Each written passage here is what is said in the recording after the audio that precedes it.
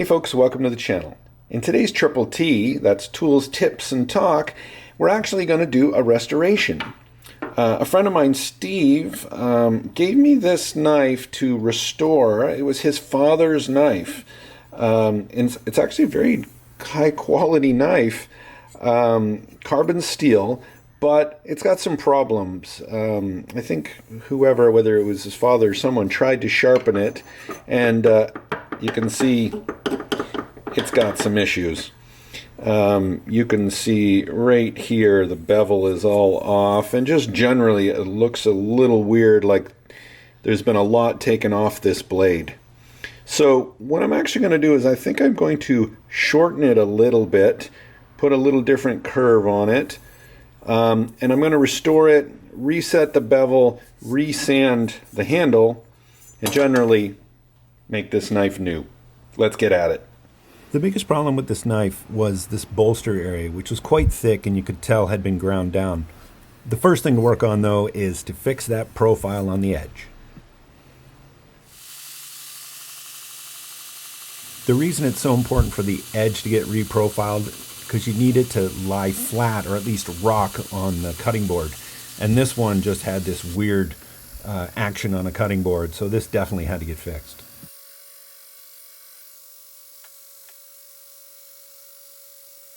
Now it's time just to remove that point and just give it a little bit of curve just to make it a little more aesthetically pleasing.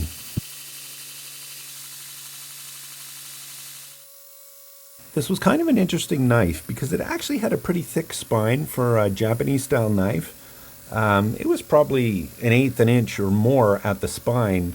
And then it had that bolster area quite thick, which is kind of abnormal for a Japanese knife. So this was kind of a weird hybrid.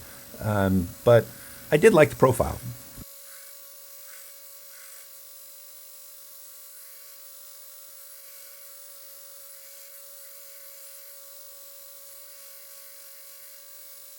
So now I had to do something with this bolster area. I can't leave it this thick right near the edge. So what I'm going to do is taper it from the spine down to the cutting edge.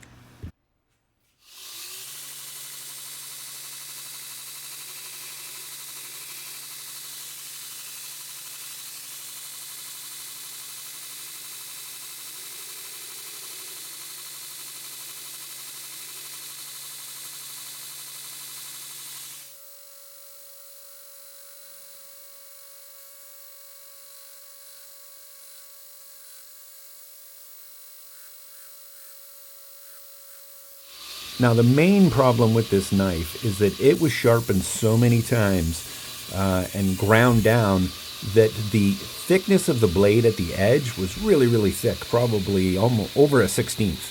So now I've got to grind down the blade and reduce the thickness at that edge and bring it to a nice fine edge.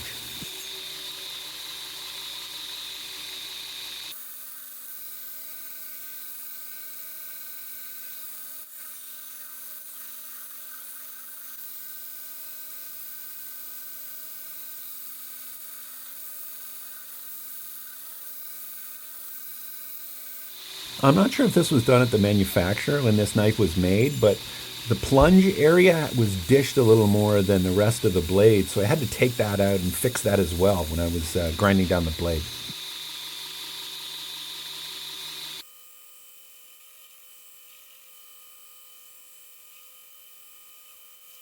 It took me about an hour, maybe a little longer, to grind down the blade, but I got the edge really nice and thin and ready to take an edge after sharpening. So I was really happy the way this one turned out.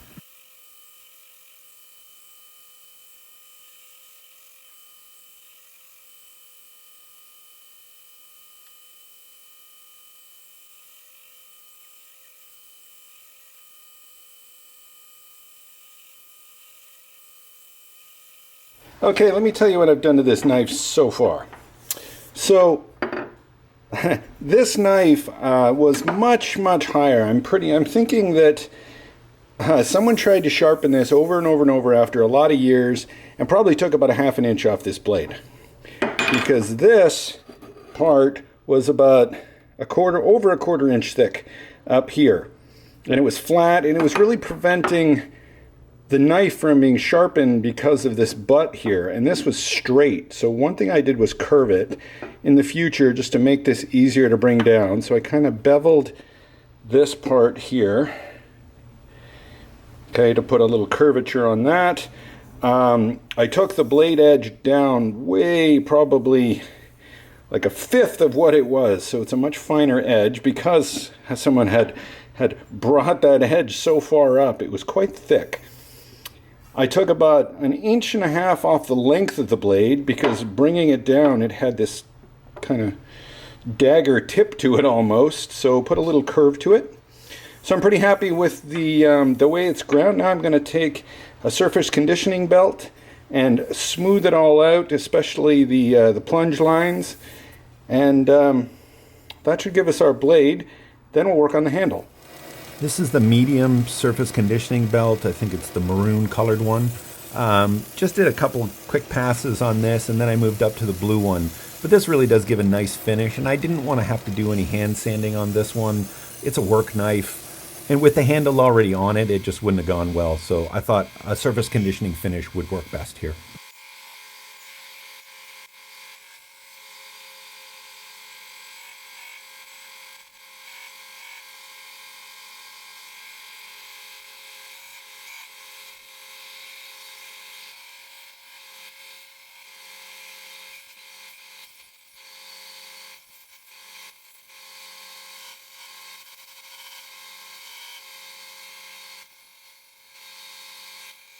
Chef knives, I think, are one great use of a surface conditioning belt. My concern with those belts is sometimes they round off edges, which you don't want for like hunting knives, but for chef knives, that is what you want because you don't want hot spots during use.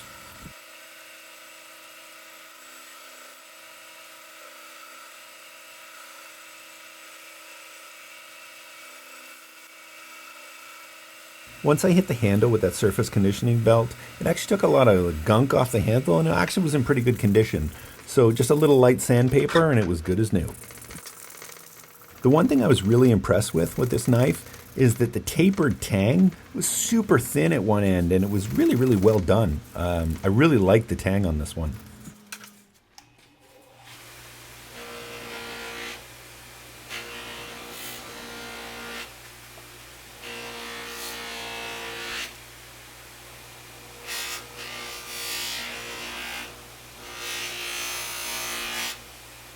Time to sharpen this guy and put a new edge on it.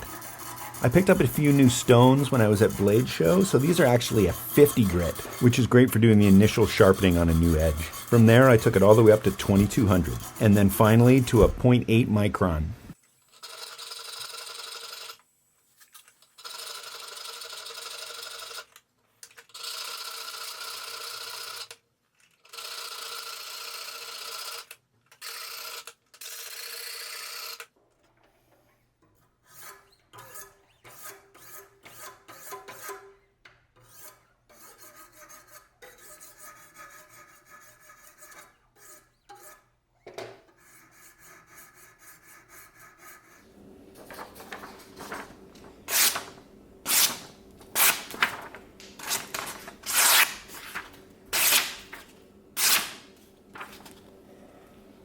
Thanks for joining me on this restoration video, guys. I think it turned out really well. I think my friend Steve is going to love this knife. And it's an heirloom, and it was his father's knife, so I think that's pretty cool, and I was happy to do it for him. I wanted to, since that was a chef knife, I figured I would pick a chef knife from Viewer Knives. So this week's Viewer knife is from Fred Doan. Sorry, Fred, if I butchered your last name. So this knife, I think is beautiful. So Fred's been only knife making for about 1.5 years. This knife is Nitro V. I think he said it's curly koa handle and some spalted maple. So I think it looks amazing. Great job on the handle. I think they call these a wah handle. I've never even done one. But looks great. I see he's got a bevel on one side, very Japanese style knife. So good job, Fred. And for those of you out there, please send me your Viewer knives. Maybe you'll see them here on Triple T. So thanks, folks, for joining me on this one. Stay tuned for Sunday's video for a new build video. and we'll talk to you soon.